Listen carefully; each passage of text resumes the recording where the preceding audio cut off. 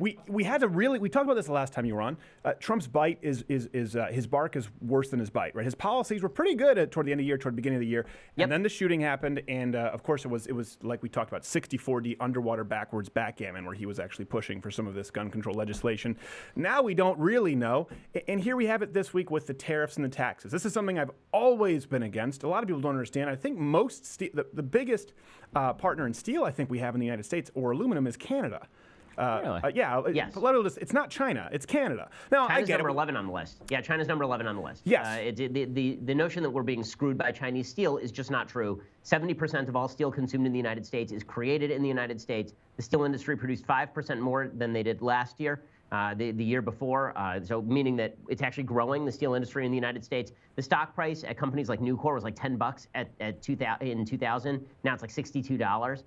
The United States have been producing approximately the same amount of steel since 1983. It's just that only 25% the same number of employees are required to produce that amount of steel because technology is what's taking away the jobs, not competition from foreign sources. So none of this makes any sense. For every job in the steel industry, there are at least 40 jobs that are dependent on products from the steel industry, meaning that if you increase tariffs, which increase prices in the steel industry, you're passing those prices on to a bevy of other industries. And I'm sorry, watching billionaire Wilbur Ross on national television holding up a Campbell's soup can to explain to the poor why it is that it doesn't matter that they're paying a little bit more for their canned soup is not real good press.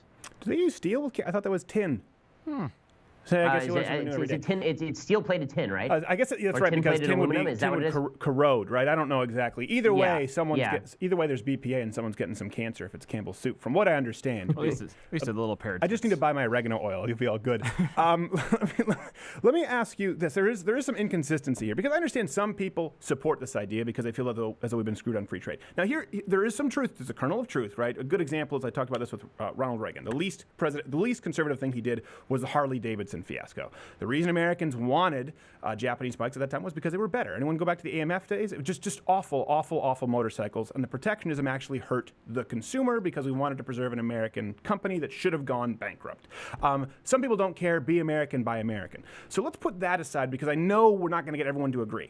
I think everyone has to agree that this is how I feel about this. There's a wildly inconsistent message this week. Either the economy is rip-roaring and it's booming and we're doing fantastically and we can't take enough winning, or we're getting screwed by foreign competitors and we need to batten down the hatches. It seems like there are some mixed signals. For sure. And I think this is one of the problems for Trump, is that he doesn't care about the numbers. He's not interested in the numbers, and you can see that because the stock market has been down since these announcements about the tariffs. The markets have been thrown into turmoil. All the good that was done by the tax cuts could easily be taken away through a trade war. I think it's more about Trump has this vision in his head of 1956 America, when we were just making assembly line trucks, and we were making our own steel in Pittsburgh and in Gary, Indiana. And never mind the fact that the sky was like purple because of all of the garbage that was being tossed into the air in the production of that steel. Never mind the fact that the Pittsburgh unemployment rate today is 4.6%, significantly lower than it was during those days, and the air is breathable in Pittsburgh because everybody is now in the healthcare industry or the service industry. Right. Trump has this, and it's why I think, honestly, there's such a gap in the feelings about Trump between people who are 60 and up and people who are 40 and under. People who are 40 and under look at this and they go, what are you even talking about? Like, you're talking about the steel industry as though as the steel industry goes, so goes America.